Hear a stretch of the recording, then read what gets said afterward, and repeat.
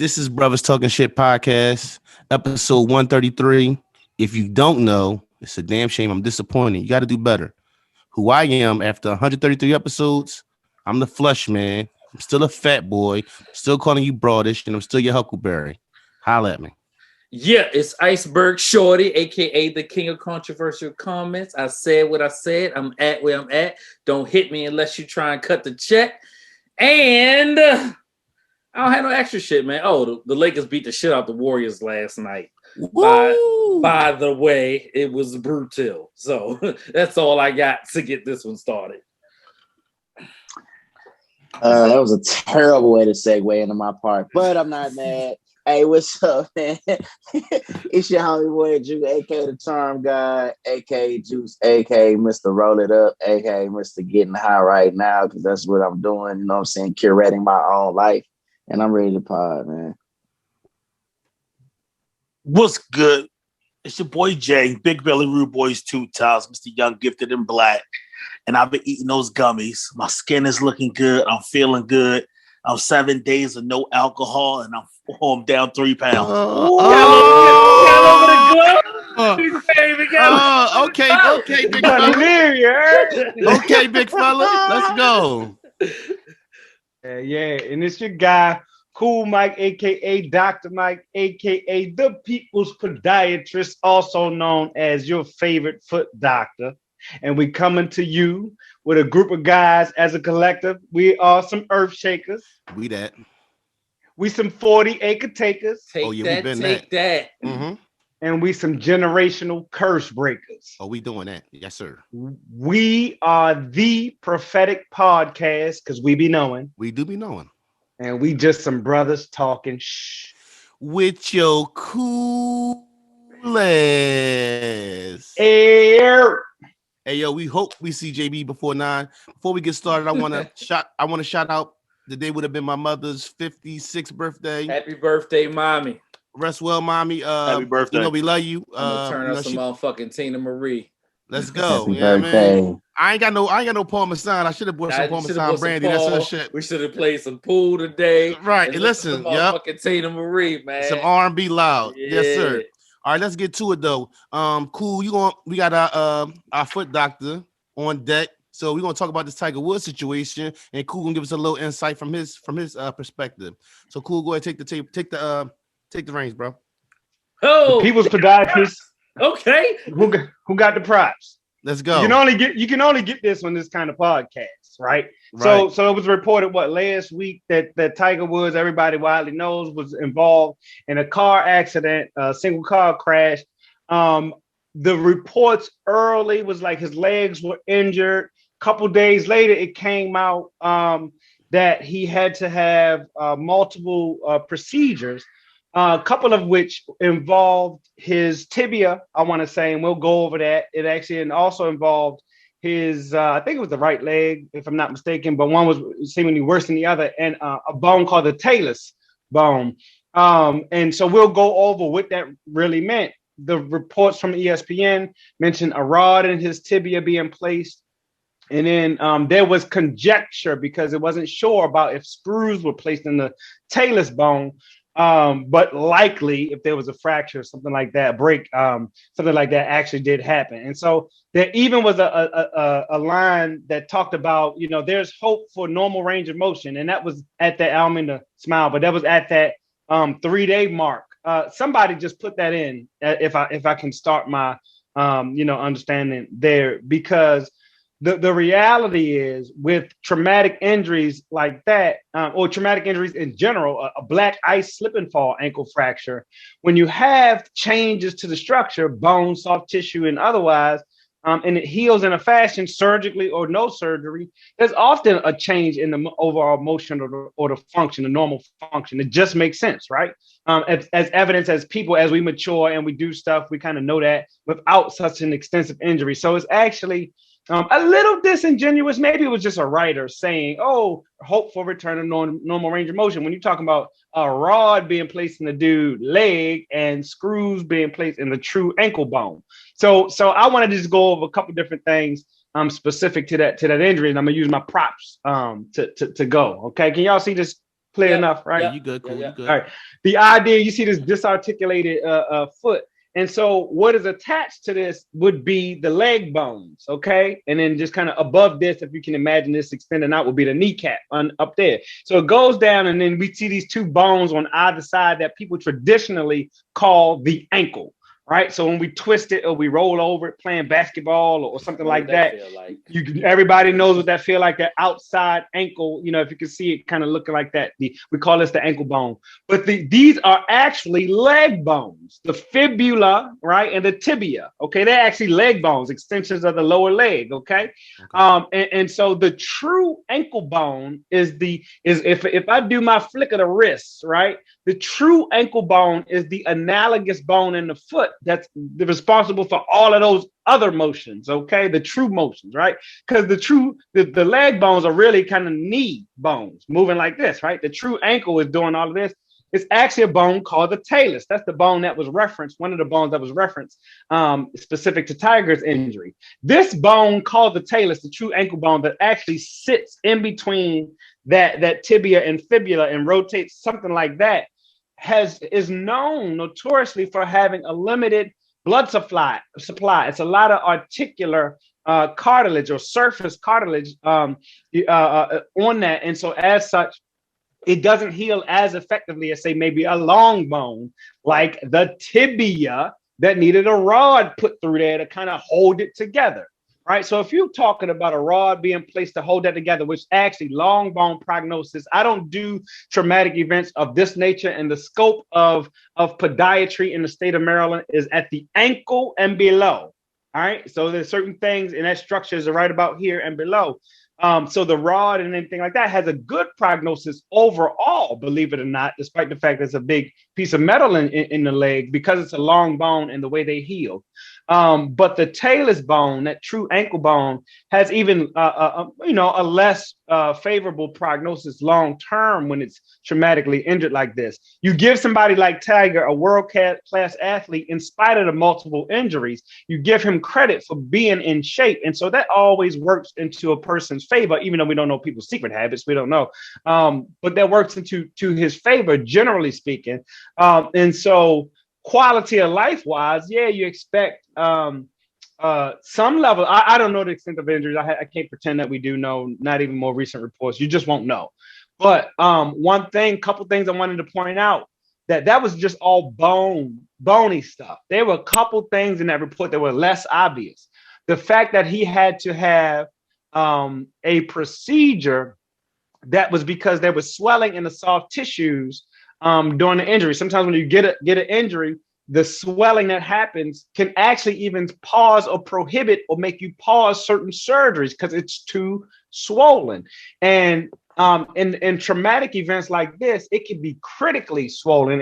And according to that ESPN report, that's what happened. And Tiger had to have a fasciotomy that actually you cut through the layers of the muscles.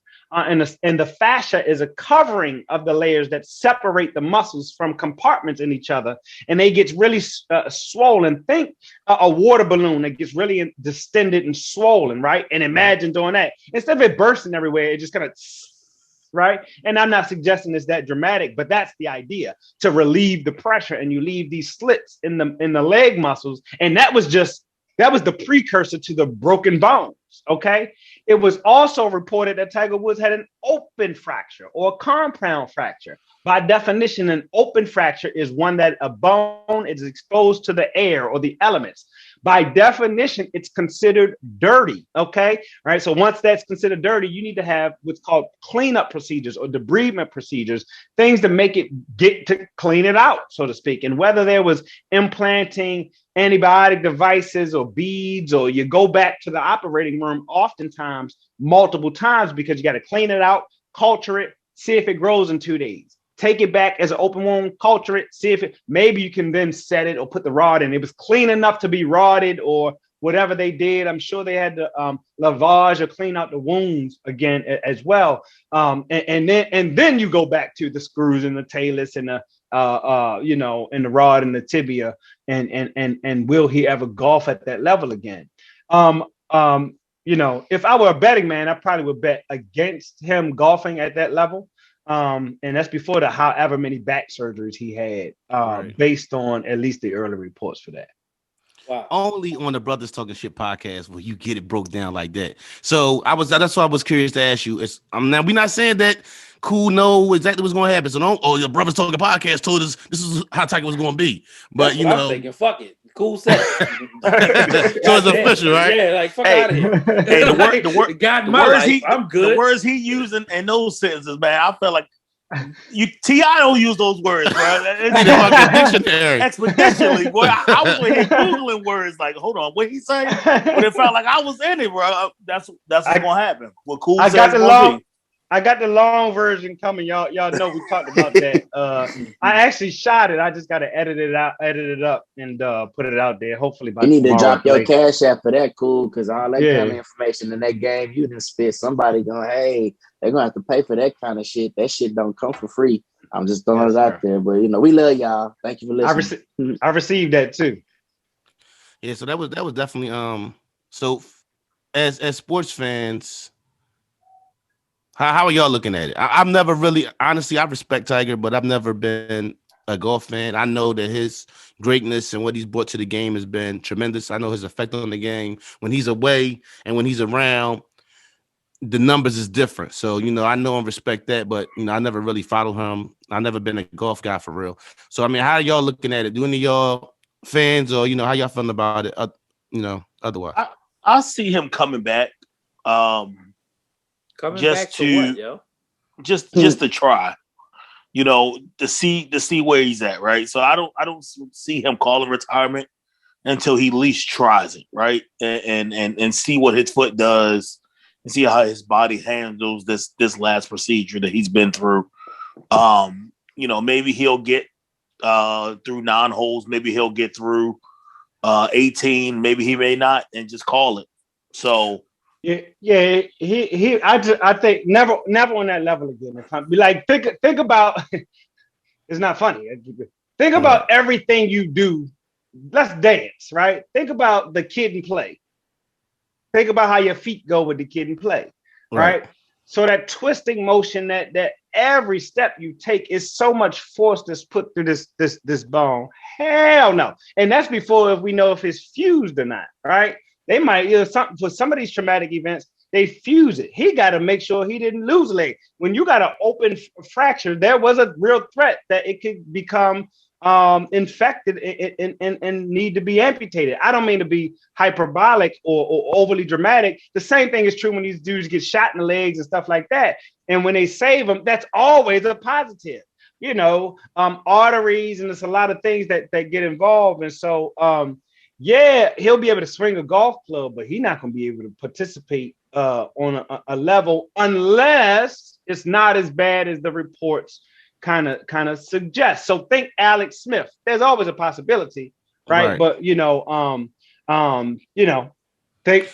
Joe Theismann, where it wasn't same injury. One worked, one didn't.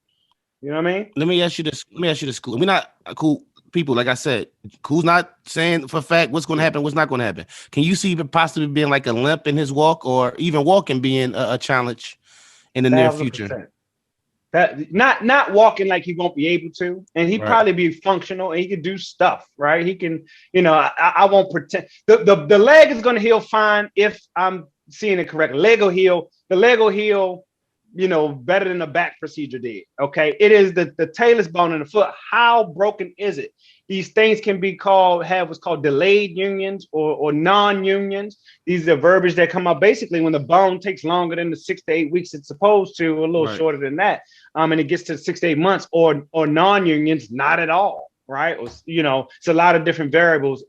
How were the screws placed? Did he have screws? Is it crushed into his subtalar joint, which is responsible for, somebody think being on an uneven surface. This is what he does, uneven surfaces. Think mowing the grass, right? The talus is stressed often with grass mowing. Think of push mowing, mowing the grass. Now think golfing in sand.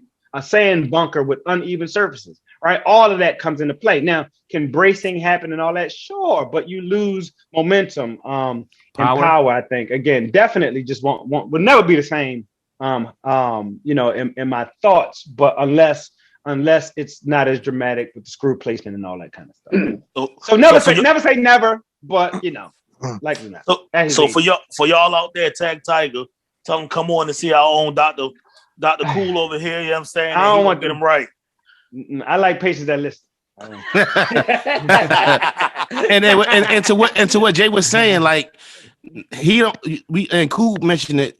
His back was a very big issue for him, even participating as of late, or it's been for some years. So I mean, you add that to what he already has, and then that car crash probably affected other things too up top too that might not have came up, right? That's his second one in 3 years? Yeah, if he got a bad back and now you talking about the lower half. Right. Hello, Jordan. Hello, Jordan. How you doing? All right. What's going on, brother? Okay, God bless. Go ahead. You brother. saw my thumbnail in there. I gotta be a nigga. It ain't even 8:30 yet. Like, okay, that's fine. Go ahead, JB. I want you to be here anyway. Go ahead.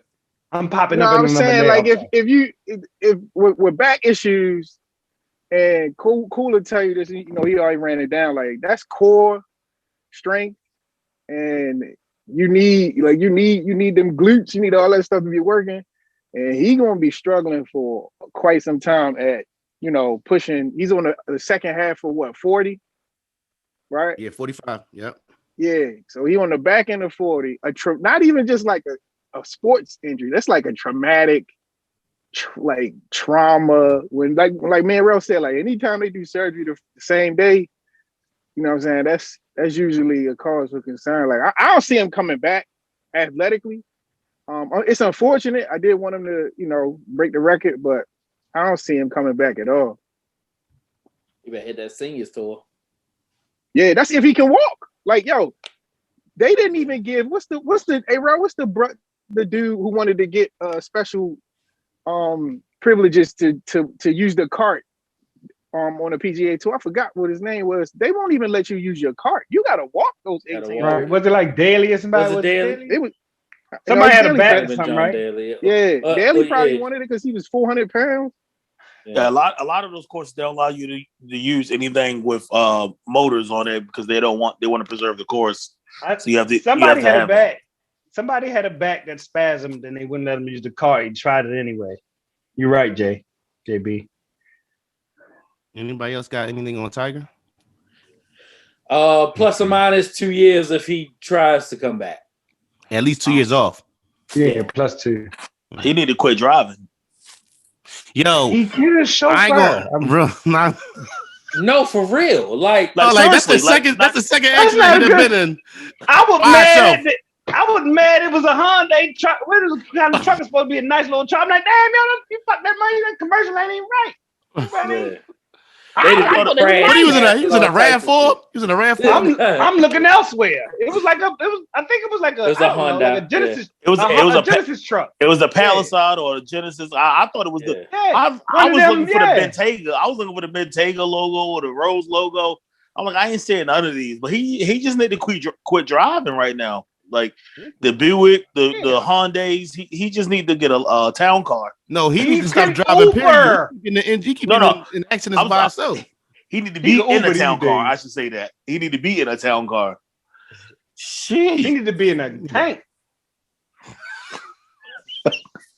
Why we can't laugh? We can't. Oh no! Trust me, I'm laughing. Hey man, I'm really fucked up right now over that. All that statement. I mean, but it's true. Like this nigga in accident is just like, yo. Yeah, like, bro, what are you doing? Y'all goddamn skipping it. Was he high? Yes or no? And I ain't they talking said about it wasn't enough. No, they said he wasn't drunk. That's what they say. Oh, right. That's what I was giving them. I was giving them credit for. Let's be very clear. Because you do look for reasons. You look for reasons. You're like, yo, you wasn't drunk, and you were by yourself, and it's like you just lost control. Well, they did say the road is a road that a lot of accidents happen on. Though, man, I told y'all what it was when it first came out. He was playing golf. Hold on. What he said? What was it, Jay? He was playing golf with Jada the day before she put that. She put that curse on him. She put that curse on him. You don't want to say the word because you know you're gonna fuck it up. That entanglement curse. No, I you good. All right. He had to think about that shit for a minute. He went fuck that up. Stupid. He Don't was talk really about playing business. golf with her the day before. Yes. Oh, that makes it How you doing, hilarious. sister? What you just Yeah, said. we gonna get it tomorrow, right? Only JB talking to other motherfuckers like we ain't podcasting right now. Okay, God bless. All right, let's jump into this 6ix9ine doc, man. So Big Brother Iceberg put us out. Well, I wasn't gonna entertain it, but I'm glad I watched it. We sat back and watched the 6ix9ine documentary, bro. Go ahead and run with that, bro. What you got for me? Go ahead, start that off. Oh yeah, for sure. Oh shit, hold up, bro. They let me get them back in here. Yeah.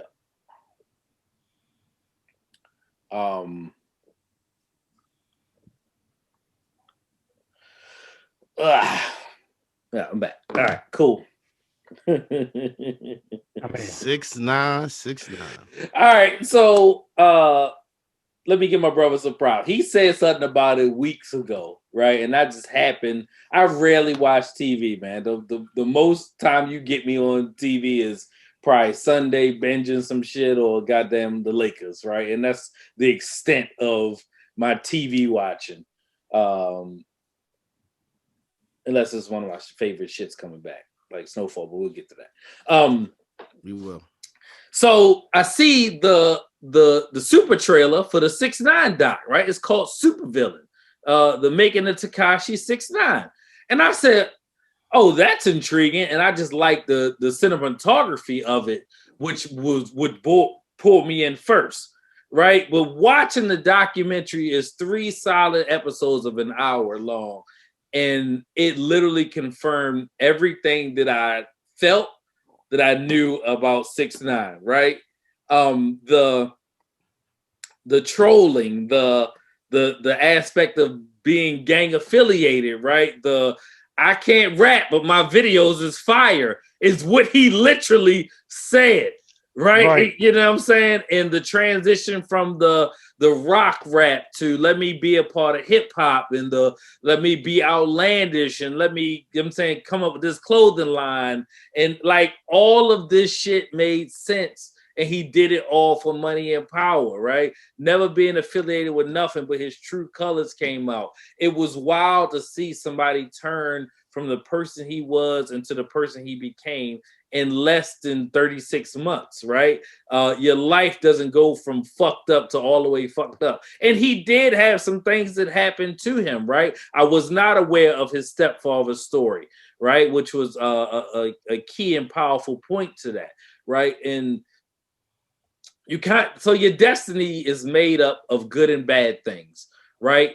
No one ever says that your destiny is all glitz and gold and then you get to this place, right? There has to be the yin and the yang in that. And then there's good and bad that happens to you, which ultimately takes you to your place. I always refer back to my naval career when I got in trouble for going to fucking Columbia, right? And then I got busted and now I am where I am today. I'm thankful that I made that decision because had I not, I'd probably still fucking be in the Navy, right? And there was nothing wrong with the Navy, but it ain't where I am today, right? You know what I'm saying? Life is grand today, right? And I got a beard, right? You know what I'm saying?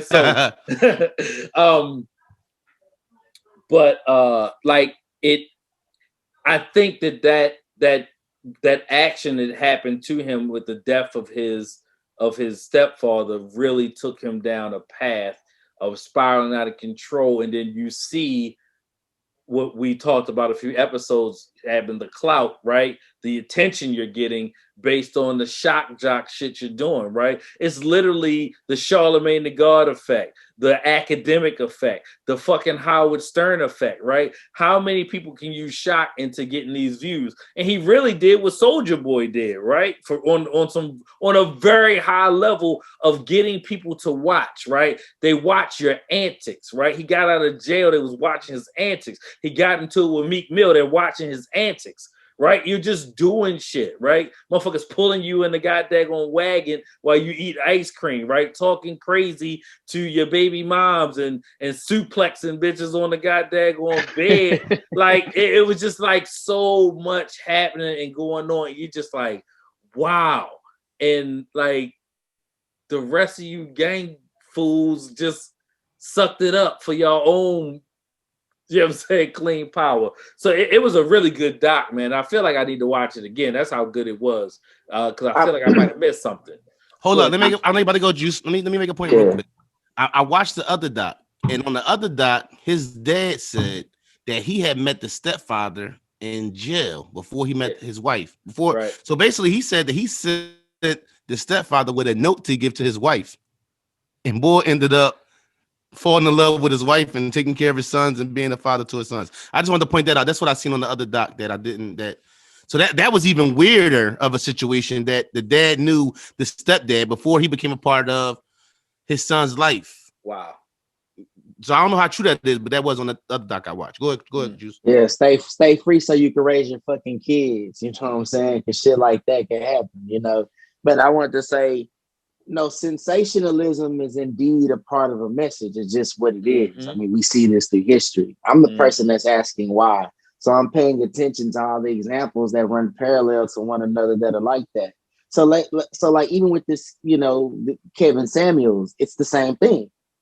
It's he indeed has a message that he's presenting, but it's the sensationalism of how he's presenting it that's making people draw into it, because we like to question things. We like things that really make us feel a certain type of way. And so you got this young fucking kid, bro. Like, I mean, that's where I knew this nigga from, was from trolling. But I mean, he's got these face tats. He's talking all this motherfucking mad cash motherfucking shit. I got the biggest motherfucking balls on the block. You nigga, it's like, okay, you want to see what this motherfucker's about. And then it's like, as he's actually doing it even more and more and causing problems with real people, we are intrigued. And then it's also being presented to you behind a great beat. You know what I'm saying? It's being presented to you behind great colors. It's being presented to you behind great visuals. It's being presented to you with a lot of money. It's being presented to you with all the fancy cars. Like, dog, why wouldn't you pay attention to this? So here's the thing. You know what I'm saying? I haven't seen the documentary. I do plan to see it. But one thing I understand just about the entertainment business, period, is those that understand how to do that and what to do with it, that's essentially what you can fucking get. I think he understood, you know, where he wanted to be, what it would take. A lot of those guys, that's that. Because in all honesty, I want to say that he's a big, and forgive me if y'all think I'm wrong, you know, if you want to push back. He might have started that whole, between him and academics, this whole clout chasing brand of social media. They were kind of on the front lines of that shit. Like the thing that caught me and watching it that shocked me was, first of all, to me, he already had the tattoos and stuff before he even got with the gangs. And he really had the recipe to be, he could have still been who he was, even with the, maybe not so much as talking crazy to people because the gangs being behind him gave him that heart to do so. But he had kind of like the recipe to a certain extent already before all that. All the gangs was a shortcut to the top, because in that amount of time with him getting with the gangs in a year, he was in a whole nother galaxy. But he already had laid the foundation for certain things. He was making his own clothes with wild shit on it, like HIV and 6ix9ine on. He had a bunch of different stuff he was doing, all types of stuff. So he had a bunch of creative things that he was doing that I think might have eventually picked up for him. Now we never know, but he had already the recipe.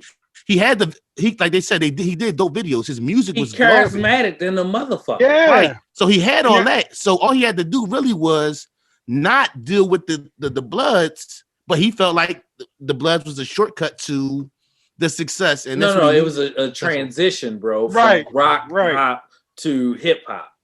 Right, but the boy who started Treyway, and that's another thing I didn't know. I didn't know there was 2 Treyways. It started off as it was a Treyway with with the other dude, and then Shotty. Yeah, and then Shotty came and took over. Right. So he kind of had the idea. Oh, he got the look, he got the visual stuff. I just got to get the music right for him. Am I wrong in that, bro? Yeah, a little, right? So like I said, 6ix9ine mastermind this all. He just did it the wrong way. He could have done it the right way. You just went from let me stop going to perform in Prague with the wild shit I'm doing, and I need to be able to perform in the United States because that's where the real money is, right? And we have a fascination with gang affiliation in this country, and it's been that way for a very long time. Whether it's Bloods and Crips or GDs and Vice Lords or all the other shit that's out here. I've never heard of Treyway a day in my life, but there's literally a whole story behind their origin, right? Like, you know what I'm saying? On some Rikers Island shit, I believe is where it came from. Can y'all hear me? Yeah, we can hear you loud and clear, cool. Go. I'm sorry. No, go ahead, cool. Go. So yeah, bro. It's funny because we're all of an age for us to be kind of grown through this transition. So when I was really, really, really younger, like Colors was a thing, the movie, okay? Right. Mm-hmm. But then by the time I got college age, it was like, ha, we don't have gangs where I'm from. Then at college, like at Howard, somebody had spray painted Pitchfork and GDK at the campus. This is in the 90s. So they was like, what? Why are you gangbanging it, right? And I remember a dude was like, we got Crips in Pittsburgh. They was like, get the fuck out of here. This was like 94, 95, right? Fast forward, and Treyway was apparently the first, East Coast blood set gang that came out of Rikers Island, you know, and now Bloods and Crips is really, really, really everywhere. That's one thing that actually is a thing. But that was a burning question that I had came away from both documentaries, and it wasn't answered. Remember how we were saying plant and things of that nature. So you go from stomach growling, you dirt poor people on drugs, whatever, right? Bodega boy. All right, and then it talks a bit. He got in some trouble in jail and something, and there was a transition. But then it talked about how the 17-year-old rented out the block and like all these exotic cars. Right. I feel you, cool. I feel you. Yeah, like where did that come from? How the fuck do the bodega boy get enough money to rent out the block and rent the exotic car? Yeah, right. Mm-hmm. Listen, bro, you got to be how old now to rent a regular car? Never mind a foreign exotic with the money. I'm just saying it goes to the point, I think, a bit, because if that's not a question that get answered, there's still a lot of answers out there. And no disrespect to my man, I actually think them two dudes were smart for walking away early that didn't get indicted. Mm-hmm. In the second Treyway shit. But you go from revolving door, right? Criminal, revolving door, in and out, revolving door, right? To my manager said, check this guy out. Who the fuck is this manager? And where the fuck did the bodega boy get shut down the block money for the first video shoot? That's all I want to know. But I really enjoyed the outside. The dude is charismatic. You could tell if he would have kept his nose clean, he could have been the millennial or whatever generation that is, 50 Cent. He could have did it. I think he messed it up a big time though. And on the other one too, that me and Cool had watched, they said that the driver was the informant.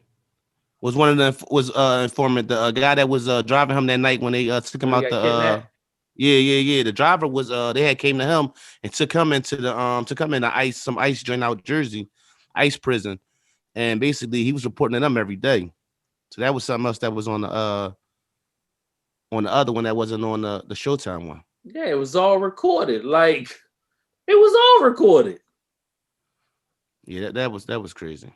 But that just makes sense what you're talking about, Cool. Definitely, like where I'll did the say money this, come man. from? A lot of times you can like look, bro. Yeah, look. Unless he was a kingpin drug dealing type nigga, or he was really getting to a bag that he could save up, or as many. It wasn't. It obviously was someone involved to get this nigga on. Like that shit just don't happen like that because it costs money. So yeah. That is a good question. Oh, Lucian Range. What are we talking about? Like, this ain't a mystery. Like, this ain't no mystery. I know, but they didn't really specify tie Lucian to that part because you don't say Lucian on fucking television. But that's right, because early on I heard It was something about like Rahm Emanuel brother had some shit to do with his management. This shit came up on Brothers Talking Shit podcast many episodes ago, specifically. So like, remember I said the first time I seen him, he was diving in a stage overseas some goddamn where. It actually literally, talked a bit about that right in there. And so like them, but they erased that off of Instagram. It was a lot of shit that was, okay, together, but it makes sense that you. Yeah, that solves it. Like, if he had an industry plug in some degree, and they understood how, because I mean, you said had is in past tense, Juice.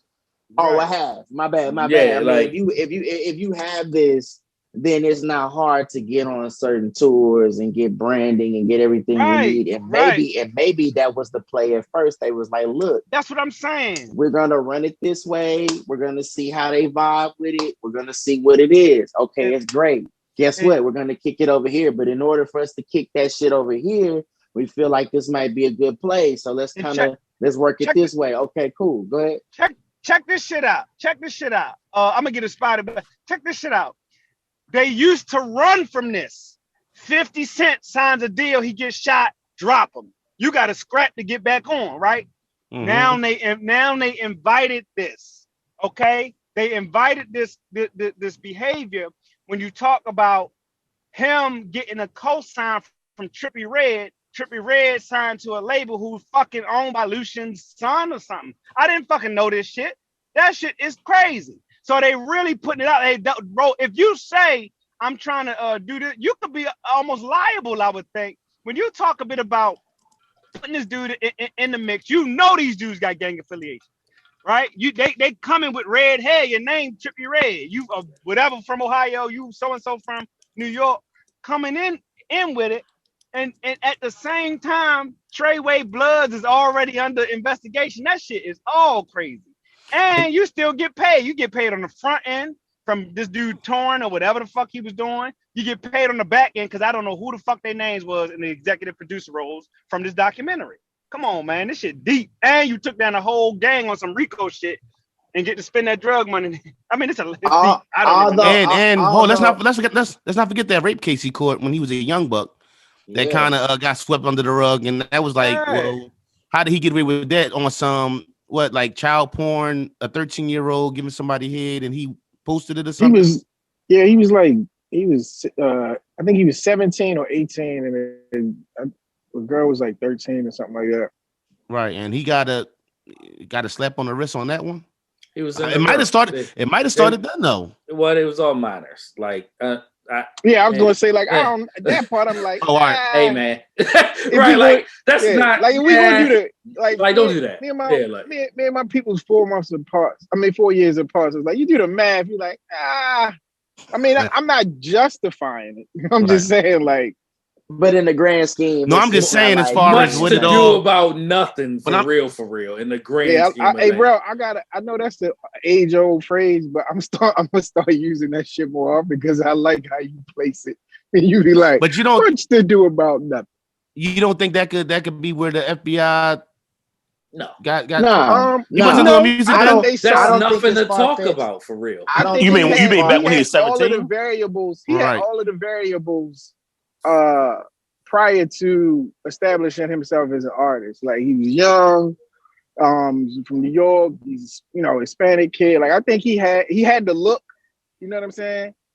I think they saw that as an opportunity, especially if you juxtapose it against like your Uzis, your famous Dex, and all those guys who or Trippie Redd of this like aesthetic, like counterculture. I think he presented an opportunity for them to infiltrate, and it was easy.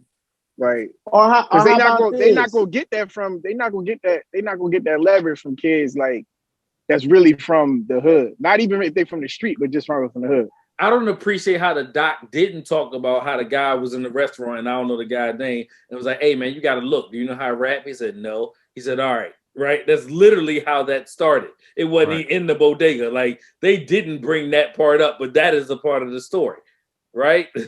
Like a motherfucker say, yo, you got to look, right? That works like that in Hollywood too. You understand that? We can teach you how to act. modeling. You look the right fucking way. They said Wayne said that the what's the light skinned boy that used to be in Young Money? Gutter. Yeah, he said that about him. He said you like you can rap. You like you should be a rapper.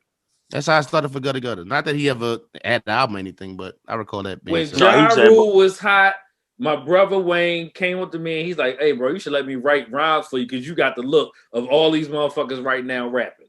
Imagine if we'd have ran with that. I don't know how to rap, but my brother did, right? My brother could write. My brother could produce. Like, that was a conversation we had at Mervo. You know what I mean? Like, it's plenty of female rappers out here. I'm not gonna say plenty of female rappers, but it's been some female rappers who had a lot of it's a lot of rappers out there like that. Like just regular rappers, right? A motherfucker who couldn't rap, right? Fucking Kanye West. Like, everybody writes for Kanye. Like, always have. So here's the deal. All these things are true. This is entertainment. I mean, this is why the preacher's appealing.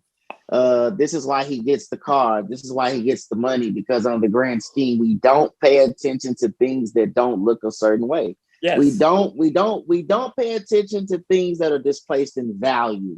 So in other words, if I haven't presented myself to be over you in some value way, in order for you to deitize me, you really won't listen to me. People, like, when we're on this hello? Yeah, I had a call. Okay. So it's like, okay, when people hear us on this platform and they find it relatable and it grows and all of a sudden it gets to a certain number, people start paying attention to that. So they view our word a certain way. That's just how things go. But there are going to be some things that are going to go along with that. It's going to be some of Charm God sensationalism. It's going to be that moment where flesh, you know what I'm saying, and Iceberg has this spat. This is the things that are entertaining. There's going to be some of those things that look and appeal a certain way. That's just how it works. Here's where things get off track. What's behind that? What's the message behind that? Because everybody's got a message on what they're presenting, and who's controlling that message. So just in this situation right here, when we think about a lot of the independent artists, or we just think about a lot of Black artists, they're just pushing the shit that they fucking understand, what they know, whatever it may be. They're just talking about that shit, right? That's just how it is.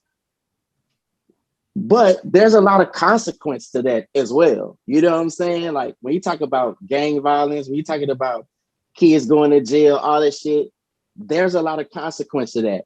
Somebody looks at that and sees how much that sells, because it encapsulates everything that I just talked about, but it also sells. So you have, a record label that sees that and says, hey, we can make money off of that. We can exploit that. We're going to do that.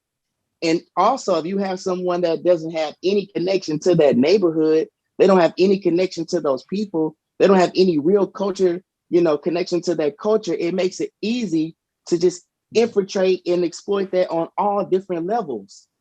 So what better way to take that to someone who isn't Black, who isn't, from the, that community in that aspect or in that way, isn't look like that, but, you can kind of play the part. What better way than to take a nigga like a 6ix9ine to do that? Who he don't give a fuck about these niggas. He doesn't care about that shit. He doesn't care what happens. He's just gonna get paid either way.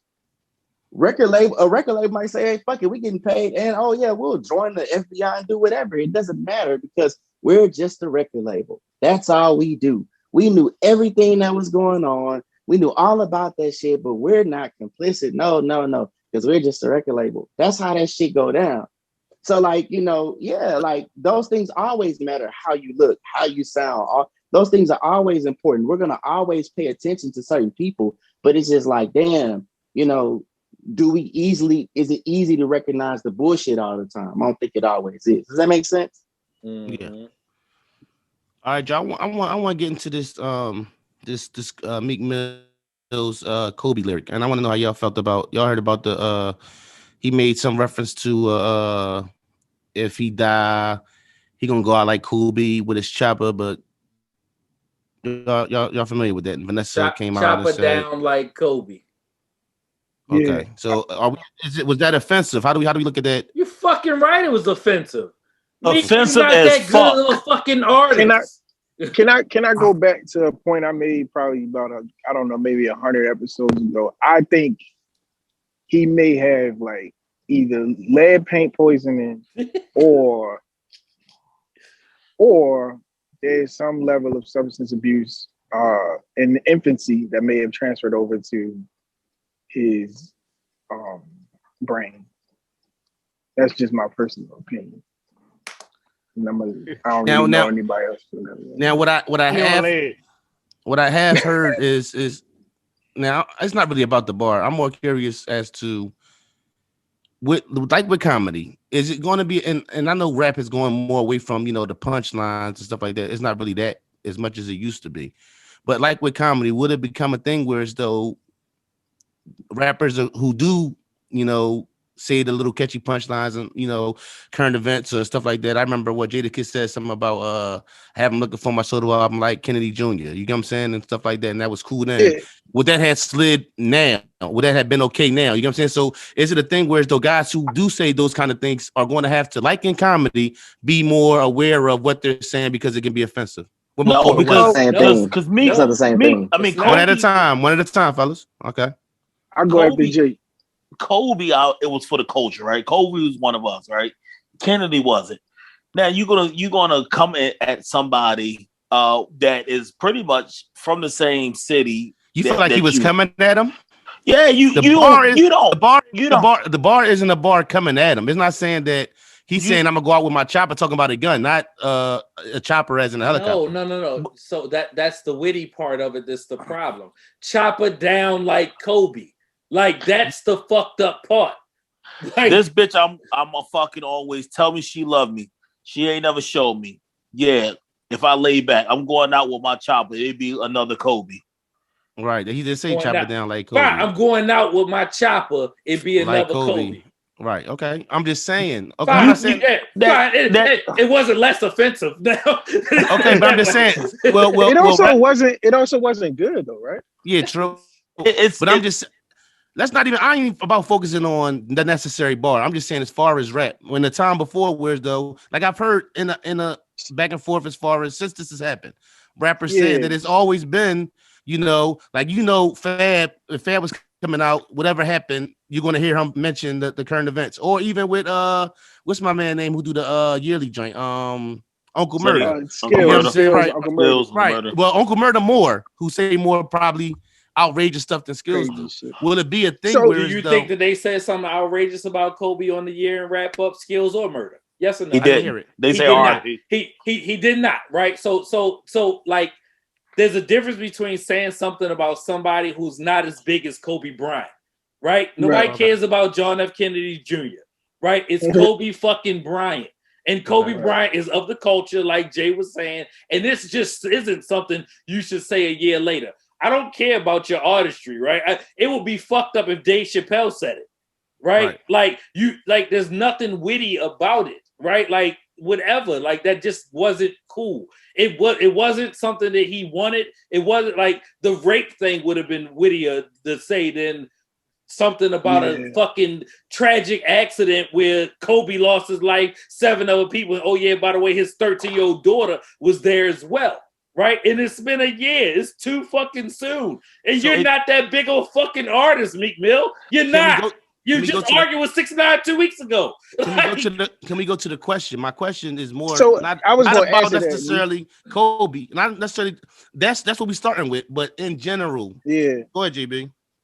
So to answer your question, and I think I touched on this slightly. In regards to like what comedians could do, even with Dave. You're breaking up, cuz. All right, so even I'm gonna jump, even with Dave. Dave has said that that's it. Okay. You're breaking up, JB. Okay, so even with Dave has said. I'm on somebody. I didn't fucking go.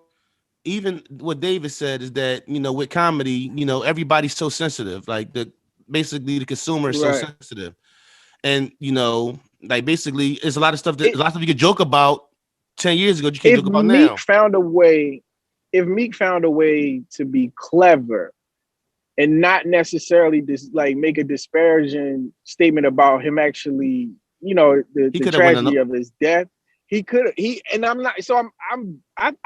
not a big fan of Meek Mill's music, period. But I don't foresee him as like this clever lyricist that could venture off into realms like that. like a Fat Boy Kiss would, you saying? But if you so Vanessa, I mean, if you will, comparatively, you go Fab or Jada Kiss. Even though they probably neither one of them would have made that. Wouldn't have did. No, that. like I don't see. They're more clever with their. Statement. Meek Mill ain't a bar guy, so he's not.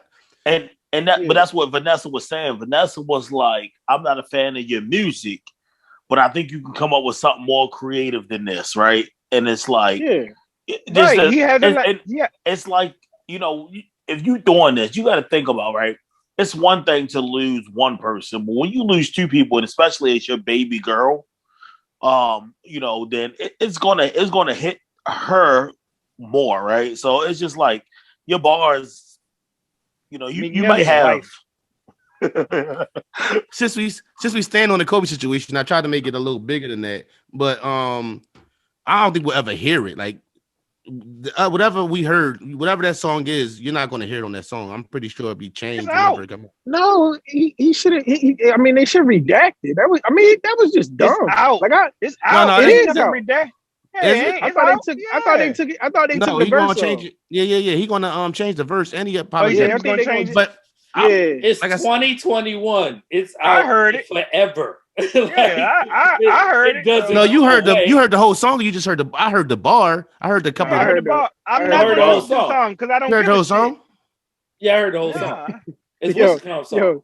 But I want to make it, bro. I want to make it bigger than. I want to make it like what I'm trying to do, and y'all keep sticking to Kobe. Is just in general, that's as how far as important Kobe is, and you're okay. So when you generalize it, you bring in other. I know what he's right saying. because what I'm saying. I heard what you said, bro, and I'm listening to you. Well, what you said was you compared the Kobe bro to the bar that the Kiss said about JFK. So that's the perfect example. The you don't even know it bar, right? It's not even the same thing, right? So that's what I mean when you say Kobe, you can't transition from it being Kobe to it being a random thing. And I get what you're saying from the artistry standpoint, and we could go comedy. And that's all it's about. I'm not necessarily saying JFK is more important. I'm not. If a nigga say hang him down like Harvey Weinstein, that's not gonna hit the same for sure.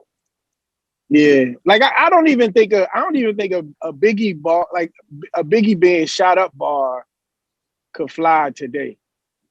You know what I'm saying? And that's what I'm more focused on. I'm just saying what was okay, and that's why I used the comedy thing because comedians like Dave Chappelle. Can I explain? I think that in artistry, what do we like? What's the subject? How am I approaching the subject? So like Dave Chappelle he's making light of things that he sees happening, that he's seeing in reality, and he's questioning these things. He wants us all to question it. Even in questioning things, people get offended. So that's where he's coming from. When we're talking about Meek Mill, we're saying, okay, you're not necessarily doing that. You were looking for a cool bar, and you really used an insensitive topic to make that point. That's kind of like where we got to draw the line. It's like, okay, it'd be different if he's critiquing something and he's analyzing something and he's presenting something sensitive and he understands that there's a way to set disclaimers up for that. But he didn't do that. So like, either way, you're going to be questioned. Either way, it's going to be a problem because people aren't going to be comfortable talking about things that really affect us, right? But when you do something like that, like that's kind of like intentional. So like the JFK thing is, okay, maybe to white people it was insensitive, but niggas was like, fuck it, we gonna talk about, we don't give a fuck because we don't give a. I'm just saying that maybe that was his reasoning. So we all just kind of accepted that. And so we can still be, you're right, Neve, you could be on still opposite sides of that. But in terms of in today's world, like you have to have some mindfulness when you're doing that. Like those things don't stick out the way they do now because everything's happening like in real time and it's happening faster. And then you got to understand this is reality. Like you have to see how much that Kobe, you saw what that did. Like even a Michael Jackson bar. Like I don't think you're good. Like when you just think about certain lines, you know, probably won't hear certain things because of how we hold people's value up. So I'm just saying, like, you gotta use that discernment when you're approaching things. That's just what it is. Jay-Z caught flack for the Harry Belafonte bar, if we remember, not quite to that extent, but yeah, you know, especially like I think cancel culture should be canceled. First of all, like, you know, we're not canceling anybody because they have a misstep in the public eye. That's ridiculous, right? But by the same token, I think we've always had to monitor or watch what you say, or at least there have been unwritten rules, especially culturally, hip hop culturally. You know, in general, we probably could come up with a list on some level. And remember, that list used to be, like we said, no stealing, no biting, but even like the whole writing for you now, and that's kind of gone by the wayside. But yeah, I think there's always, I think the sensitive part to the you don't even know it bar, like that. Listen, we let skate bitches, hoes, drug use, and killing all fucking day, but we can't then be hypercritical and want to cancel somebody, or you know, because of a bar like that. By the same token, hell yeah, hell yeah, it was offensive because Vanessa said so. Fuck everybody else, you know, what everybody else think. And last thing, like, who the fuck is these yes men in the room? Who ain't be like, yo, change that shit? He ain't got nobody be like, yo, change that shit was whack. It was not even good. So, you know, it's a lot today. Man, so let me ask y'all this real quick. They said all this the boys around him is they on the titty. You know what I'm saying? Like, he feed everybody. Ain't nobody gonna say nothing. So all right, so do y'all, like, with the whole JFK or the and how long ago was the she didn't even know it? How long ago was that? Maybe 5 years ago? No, I think I lived in Atlanta. Longer than that? Right. Yeah. What I'm saying is, it would probably be more flack today with the JFK, even though, let's say, in hip hop, it might not have been as much flack. With white America, that JFK thing being said now, I think would hit differently. Even though, let's say, hip hop, and we might not have been affected by it, I'm pretty sure it would have been some communities where it would have had something to say about it, and it'd be a bigger deal than it was. That's what more I'm referring to than us sticking to that situation. Just like always have a problem, bro. Like, but so now it's just more extreme. You don't think so? No, God, that you ain't even know it came out in 13. Right. I lived in Atlanta. Right. Shout out to Jay, that boy. Boy, you on? Come on. And he lost his Reebok deal off that. Correct. Yeah, Rick Ross lost. Yeah. He said put Molly all in that bitch champagne. But essentially, but hold on, but let's not lose focus on that though. In particular, he's talking about rape at the end of the day. Yeah, I was gonna say that was super weird. Slipping in her drink and she don't even know it, and it's like, okay, that's where the Bill Cosby just went to jail over. So it's like, it ain't just that he spit a line. Like we can't be identifying things like it's not problematic. But okay, like, so bro, what's problematic? What's the difference in how many drinks it's going to take for you to go home with me? You get what I'm saying? Okay, I'll tell you what. It's the same thing. Can I say it? We're saying the word bitch on here. Remember that was an issue? Same thing. I may feel like, hey, I can say it how I want to say it and present it this way and say these terms but it's too aggressive to a certain audience to where it's becoming problematic. Then I must I'm just change saying, it. Where do it stop in between the Rick Ross bar and how many drinks will it take for you to go home with me? And then it's like, okay, because it keeps going. Well, alcohol is legal, and putting a Molly in somebody's drink is not. Right, but if basically talking about, so if you listen to that song, he's asking her, how many drinks does it take to you know what I'm saying? Like, her right to choose, bro. Yeah, I'm just saying, like, you know, when it's you know, the difference is one is rape and one isn't. It's like one is, hey, can I? Okay. The other is you don't know what's happening. But I'm pretty sure if you ask a woman, if we had a woman here present, even though he's asking her that, the fact that he's trying to get her under the influence to take her home, is that not? Well, it's because it sounds like one was a question, Neef, and one was more of a statement. True, but in the same, I mean, I'm just saying, where does it stop? You get what I'm saying? Because it's like, you do it stop at the Rick Ross bar, or It stops at the regular. And listen, okay, but then the hook, I can't think of who the hook was. I can't think of. It might have been Miguel, but whatever that was, it stops at whoever pays you. You can say as much. You can say as much as who your base is. You can say as much as who your base is. So if you're a grassroots anything, that's what I learned. You're free to say whatever the fuck you want to say. Right. If you grassroots whatever, you like people can't. Kevin Samuels can't be canceled. You know why? Yeah, man. Because his channel 80% men. Definitely a needed conversation. We ain't gonna stay on there too long, bro. I mean, Iceberg Shorty. And so that's You breaking up, bro. Point, cool. That's a fair point. I mean, I think I was breaking up, but yeah, he can't cancel Kevin Samuels because his channel is for men. It's 80% men. So women can come on there and complain all you want, but they don't support him anyway to cancel him. So his movement keep going. So it's gonna keep going because people want to hear, men want to hear what they say. It just so happened he getting famous off of that. So when your check is attached to Viacom, for example, you gotta shut up. See, Nick thought he was all the way free, but he wasn't. He was only a little bit free. Yeah, right. I'm not all the way free, of stuff, but like, yeah, that's really what it boils down to is what I'm learning. So Trump can say what he said because he really wasn't attached to nothing. To even go, like, if you think about it, he wasn't attached to something that could be like, you know what, we're going to pull this contract. And his supporters wasn't going to stop supporting. His supporters wasn't going to stop supporting. Because it was grassroots. It's like saying, why are you talking like that, man? We're going to cancel you. Well, I'm still going to buy this dude's stuff because I believe in what he's saying. True. Right? I'm still going to vote for this dude because I believe in what he's saying. Like, especially, and that's what it boils down to. Reebok pulled the check. Rick Ross ain't get canceled. Reebok, right. and he flaunted it in your face. He had a slick bar about Reebok. He was like, something about we just do it or some shit. We just do it. You never got to make the press conferences and all that stuff. But like it's exactly right. Right. So he took a hit by we not wear Reeboks this year, black people, right? Because they canceled me because somebody else complained. That's it. Prime example is the recently deceased what's your man, Rush Limbaugh. Like he was able to say whatever he wanted for, like Cool said, whoever is writing the checks. He was able to say whatever he wanted for years. Rush Limbaugh been a racist since I can remember. You know what I'm saying? And the checks were being paid for by, like Cool said, like same way with Kevin Samuels. Like if your base is 80% men, or if Rush Limbaugh base was probably 95.9% racist, and ain't no stopping it. No, bro. Before he died, he got what did Russ get before the deal? He got like 2 or 3 years ago, like $250 million. Yeah, that Fox deal.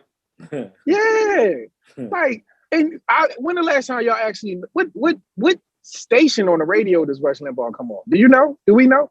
I don't know. I don't know. Yeah, we about to go $250 million, dog. Do y'all remember when they changed when Black Rob changed his bar? Like, do y'all remember that shit? No, which bar? On Whoa? No, which bar? The bar was Big died, Locks left, Mace retired, like whoa. So I remember the that label on my back, like whoa. We talking. That was on the remix, I thought. No. This was pre-remix. Why did he change it? Because he got flack for saying Big died. Oh, right. But you had to be deep, you had to be deep in the hip hop lores to even realize that was a thing, right? Yeah, because they bleeped it out. They bleeped it out the video. It was then in the video. Pulled it all together. Yeah. So if you go find it now, I feel like I just heard. But that was insensitive, right? And also, Diddy was signing that check. Yeah, that's Diddy signing the check. If it came out, Diddy gave it a go because he was with Bad Boy. It did come out. Right, so it wasn't no Diddy stopping it. But remember, Bro worked the goddamn mixtape scene first. Yeah. Before he put it on. I feel like that's still on there, bro. I don't know why. Oh, that's the only version I know. That's not because I feel like I don't remember that ever. Because if you see the I remember when they took it off the video because I thought the album was tight. Keep it a buck. I remember when I bought the album and I was like, "Damn, why they changed it?" Then was that the album with I Dare You or no? Yeah. Yeah. Well, I dare you. I felt like he had more than one. Nah, I felt like he had more than one. He had the one banger. He had Black the one Raw banger. greatest hits album. That's 3 songs. Bro, I saw the Bobby Shmurda Essentials playlist. I said, wait, what we doing? I was like, wait, how many joints this man got? I was 3 deep and I was shmutty danced out, but I love him though. I was like, You play the what's name drink back to back to back. That shit like a fucking right, single. that's exactly the single, what like the original and the remix and the original, the French Montana remix and the instrumental on the back of that motherfucker. That's it. Here's the EDM version. Hey, you remember that shit cool? yeah, Nigga, what that instrument on the back? Niggas like, yo, I'm about to write some shit to this. Right. Yo, I'll be let's. still looking for digital instrumentals. I'm sorry. And I ain't mad at you. I'll be mad they ain't all the way around. Hey, Iceberg, here you go. Here go barbecue chicken right here. Lady Gaga dog walker shot and two of her French bulldogs stolen. And hold on, the dogs was found, and the woman will receive a $500,000 reward. Go ahead, Iceberg. All right, man. Let's talk about this shit. So, have y'all seen the video? No, I Y'all haven't. ain't seen the video. Nah, I ain't seen it. No, It's a I video. haven't. Bro. I ain't see the video. I ain't see Yeah, the I seen video. it. Criminals, there are videos everywhere, right? Right. There's a home camera video of the car pulling up on your man's with the 3 French fucking bulldogs, and he is fighting the 2 assailants for these dogs. People, particularly them dog dogs. walkers. It's You real. like, bro, motherfucker, that bullet could have hit your motherfucking skull and it would have been Hold a on. wrap. Real quick, don't them dogs got like chips in them or something? They got to. Maybe. You Sure. only They put don't- chips. You only put chips certain places in dogs. You get the motherfucker out.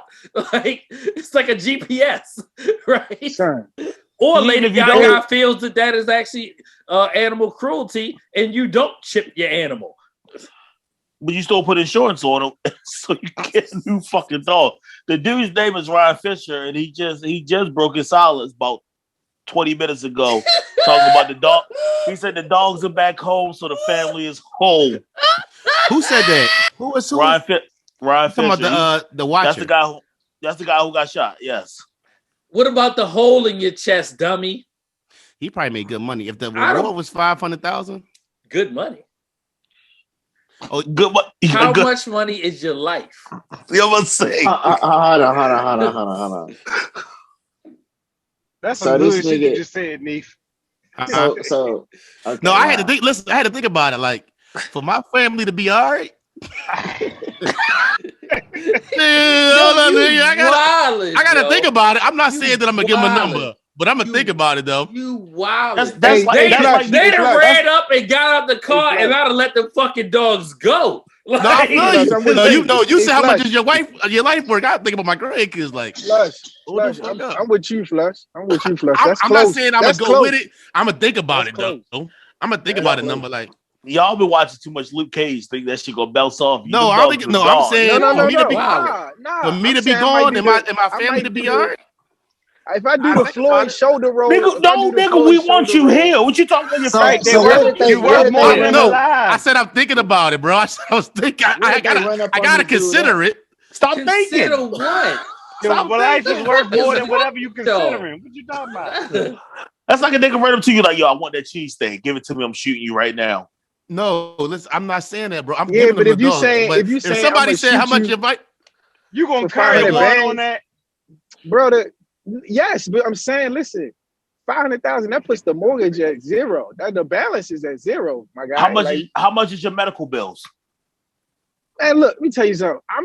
I'm not doing none of that. We gonna go do it like old school, like when somebody gets shot in the hood. We gonna go. give me a to the bottle of hospital. liquor. Look, give me some tequila. Yeah, we gonna go. Take this shit. Get some Jack Daniels.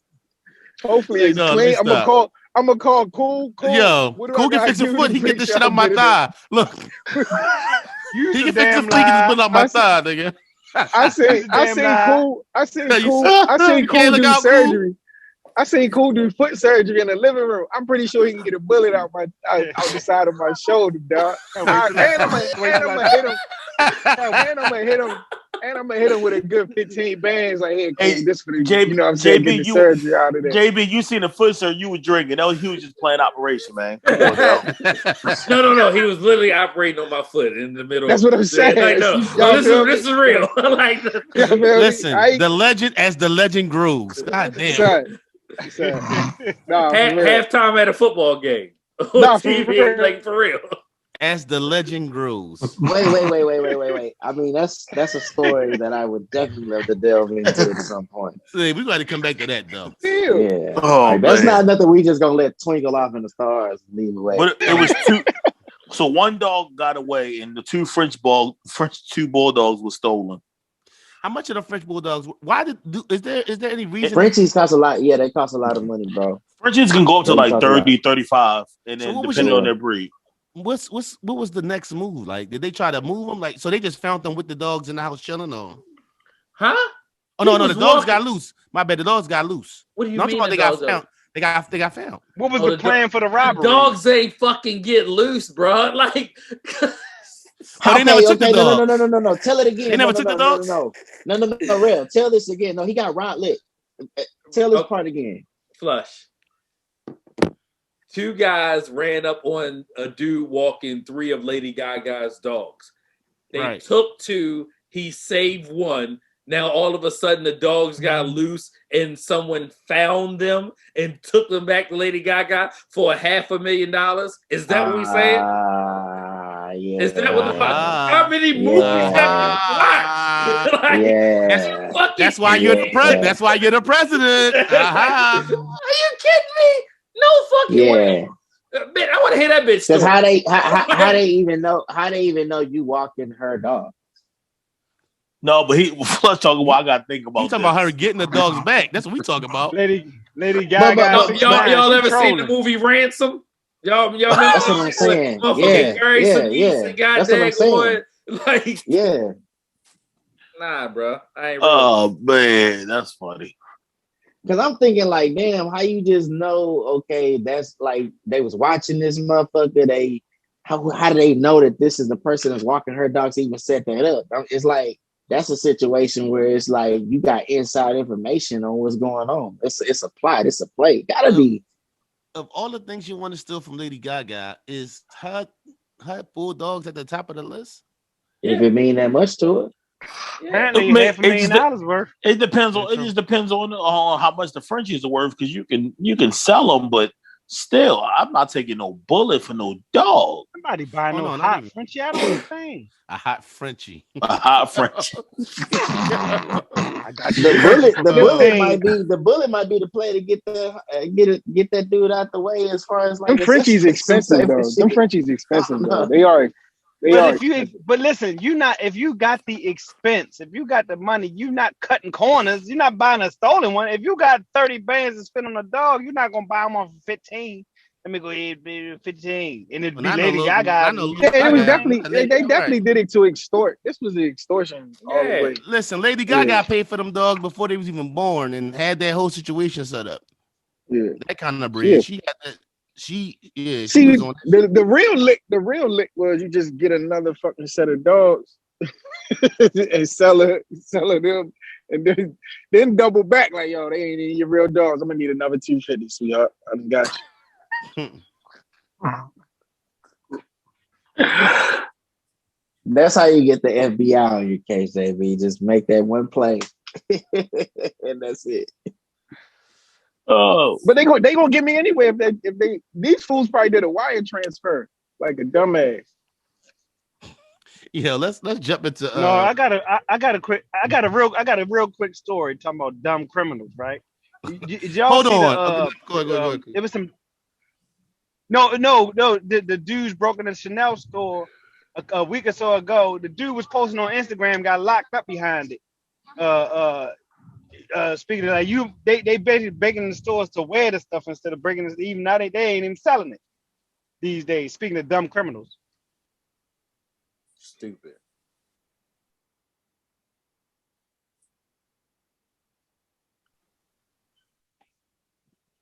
Motherfucker got up in the middle of the podcast. Shit crazy.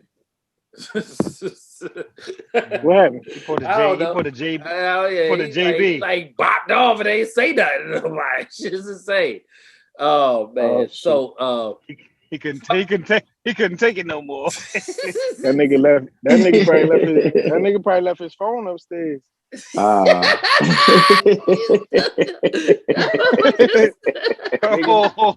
Ah, man.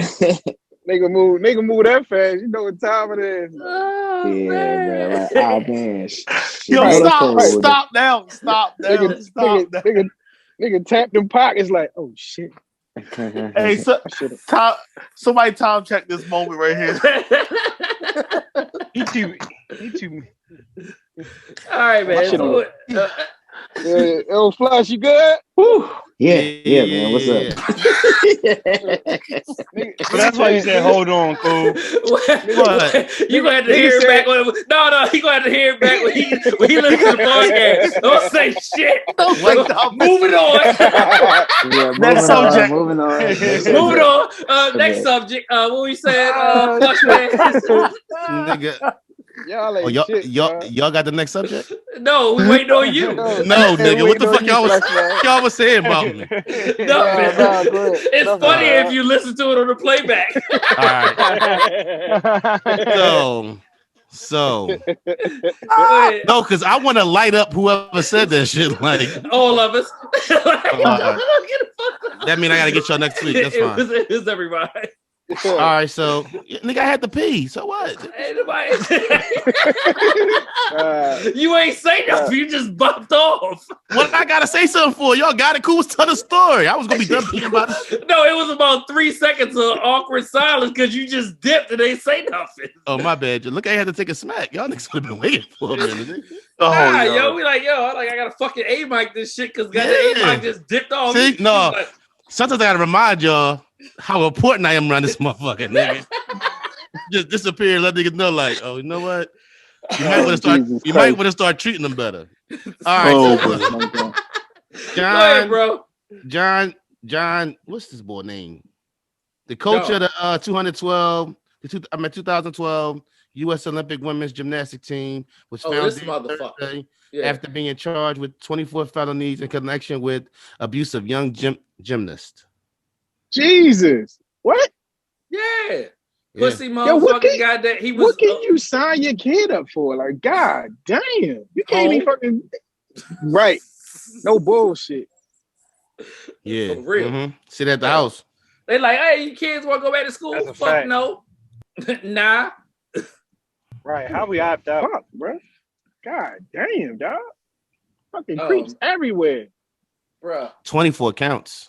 Yeah, and that was what they burn could, his ass up. That's what they could attach to him. I'm tired of these pussy motherfuckers got daggone raping and molesting kids and then taking their lives as the easy way out. No, motherfucker, go to jail and get fucked. Like that's what you need in your life because that's what you was doing and you ruining people's lives. Like that shit just ain't safe. Right, like can we get some of that Middle East shit? People are some of that Middle East love. Like people are trusting you. To death? People are trusting you with their children. You get what I'm saying? Thinking that you're going to teach them a skill that or put them in an activity that's going to be because you don't want your kids sitting at the house. You want your kids to be in activities, keep them busy. You get what I'm saying? Right. And in the midst of that, you take a risk of something like this happening. And it's a shame that you can't trust. Drop your kids off somewhere with a bunch of other kids to do, an activity without, having to be wary of the possibility of that happening. Bro, it's just a sick thought, right? So you're going to these camps. It ain't just dropping the kids off. You know what I'm saying? You pick them up in 2 or 3 hours. That's going to these camps, going to the Olympic training centers, going away on these trips, and overnight then you goddamn doing overnight shit, right? Like it was a whole sick sadistic plan, man, with you nasty fuckers, man. Shit's insane, bro. I hate it, man. May he burn in fucking hell. Like that shit, boy, man. One of me mine. Woo!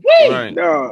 Like when you think about the fucking what's my man name? Zandusky shit, where he had open access to at-risk youth or children who maybe or little boys who needed like guidance. And he was basically just fucking handpicking the motherfuckers and raping them for 30 plus years, dog. Under the guise of like being an amazing football coach. Like this motherfucker just raping little girls. Like that shit crazy, bro. Well, I mean, if we're going, I don't even want to unpack that because then you got to go on the what's his name?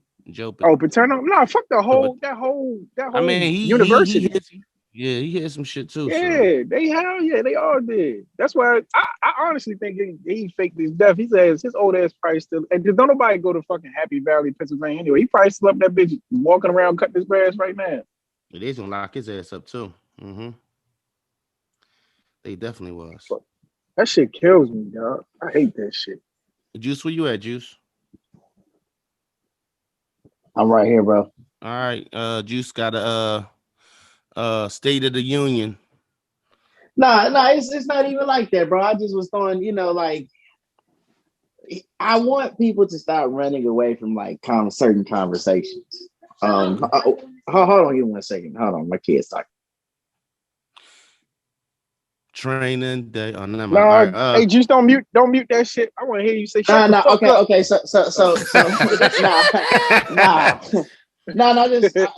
just telling you, hey, give me my space. It's not that because I'm in the kitchen right now. I'm just, doing some cooking. But listen, my kid, my daughter. I want us to stop.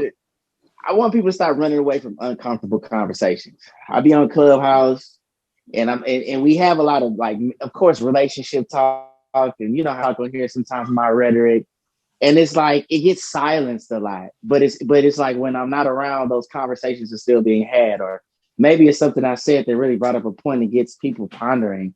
I think that we shouldn't run away from uncomfortable conversations, and that's the one thing about this podcast that makes that great. But even amongst men, even when women are in a room, like we don't have to run away from uncomfortable things because when we look at problems, they don't always feel good, like especially when we start analyzing them, but you may gain some understanding on why things are happening. So I think we need, especially as men, like there's more conversation. I feel like as men, it's okay for us to have when we're approaching things. We don't have to always, muffle our message because in fear of how a woman feels, or in fear of how we feel the perception of what women think or other people think at all. Like we can express ourselves with certain ideas and not. Does that make sense? You know what I'm saying? Like I absolutely. I see that happening a lot, and so need to back to your point that you actually brought up about people being sensitive about things or even having an understanding on what's insensitive is because we run away from so many different conversations. So motherfuckers really just don't be knowing. Then all of a sudden they getting canceled. Oh, why am I getting canceled? Like all this idiotic, dumbass shit that's been going on as of late. And then we start getting into this weird space where we don't even understand what's happening. Now we're just justifying things. So now it's like, okay, you can have a situation where, oh, I'm whatever I feel like I am when I wake up. I'm just being honest. Like I really feel like you get to this space where it's like, hold on, my kid's acting crazy again. Hey, can y'all keep it down? I'm not saying shut the blanket like you said, Jordan. But anyway, can y'all keep it down in there? But that's all I'm saying is like, that in a nutshell, that was kind of like my thing to like put out to the audience and everyone else. Like, don't always run away from the uncomfortable conversation or being offended. Like, I never understand that shit, how someone's opinion, even like, especially if they can articulate it correctly, is offensive to you. Like, this upsets me because you said oranges or this. Like, yeah, I did say that shit, you know what I'm saying? Or even if I am cursing, I can understand how certain things can be, offensive, if I'm saying, bitch in a certain way. I'm sorry. But at the end of the day, I don't feel like we shouldn't, attack things in a more aggressive way. Like if we don't understand transgender, we want to talk about it more. Like we're not just gonna accept things we don't understand. You know what I'm saying? How are we ever gonna understand it? Huh? Right. How are we ever going to understand it? Yeah, how else am I going to understand it? No, I do want to talk about the relationship dynamic because I think the divorce rate is pretty high. And I do feel like there's so, like, you know what I'm saying? Like, there's some results of a lot of things that if we don't get out of our feelings, we're never going to get to the bottom of the issue. So it's like, go ahead, Cole. We do want to talk about how there can be a baseline level of disrespect from black women to black men, right? How we can have that conversation, to Juice's point, right? So, we need to, right? We need to just communally, right? Certain uncomfortable we got to do it in our marital relationships, right? And so, I think that permeates to a society because we kind of lost that over the last 20, 30 years. If we think about it, we talked about like not having neighborhoods no more. We just got like groups of black people living in different areas, but ain't no neighborhoods like we remember it, So even having those discussions, hey, why don't you see me? Why do you think messing with a plumber or a truck driver or HVAC dude is settling or he ain't good enough? You know what I'm saying? Like all of them conversations can be. When last time you heard somebody say, "We're going to a block party"? You know what I'm saying? When you shut down and you and your neighbors have a good time. You know what I'm saying? Bro, we still have block parties in Philly, bro. Them little ass streets, bro. Yeah, I want to say, y'all gotta. If that ain't the pot calling the kettle black man, this motherfucker. That's definitely cotton kettle. That's definitely like JB, the nerve. Hey, Flush, y'all streets are like Bro, easily Philly 2 feet small. Them motherfuckers like alleys. They like alleys. Yeah. Hold on. Are we talking about alleys? Let's not talk about y'all. Let's not talk about y'all Greyhound station. We don't have alleys. Yeah. Who the fuck out of Who the hell built the Greyhound station? Nigga, that shit. First of all, That alley. Is that where you went? The Greyhound station? That shit was an alley. I don't even know where the Greyhound station is. You old street. I was today years old when I found out Flush was a drug mule. Why the fuck you on the Greyhound? See, no. I was like going to job. I was in Job Corps. I was in Job Corps. But I used to take that. Flush had the bricks. Flush had 2 bricks in his fucking knapsack. Yo. Nigga, You know. Listen, y'all trying to talk about me instead of talk about the truth. That fucking Greyhound station, nigga. What Greyhound station? Why you keep saying it like we supposed to know where this is? Listen, the Greyhound. Listen, the Greyhound station. He talking about the one down by the Paradise. That shit. You go through that shit. That shit tight to the bitch. That shit opened up like that shit's a whole neighborhood back there. What Greyhound station by the Paradise? That's a lot of years ago. I thought the Greyhound station was across from the arena. Oh no, they moved it, bro. Oh, he's been gone. Yeah, they moved. I don't know what the fuck you talking about. That joint was I was nervous as hell down there. I'm like, what the fuck is this? I ain't never been there. That's because you had 8 apes in your backpack. All right. Hold on. 8 apes. Ain't that a whole thing? I'm not a drug dealer, but 8 apes. I don't know. That's a chicken. That's a whole bird. That's a whole bird. That's why I said it. That's why I said it. Maybe it's me. That was around the time that what happened to that boy came out. Not that I know, but last time I checked, 8 apes was a whole. It's a chicken. It's a chicken. You right. When somebody busting a petty move, they be like, yo, why are these all chopped up like this? That's the next episode. 8 apes. Nigga don't give you the whole one. Yo, done chopped it up. Nigga be like 8 of them. Like, come on, yo. I got nigga in the places. Nigga in the Greyhound station in Baltimore talking about down on the feeling when them things getting across. Yeah. That's funny. Here, yo? KB. How did we get a couple of our little blocks in Philly? You okay? Them squeegee boys, nigga. That's enough. That all right, so scare me. Stay the fuck away from my car. I don't trust none of you motherfuckers.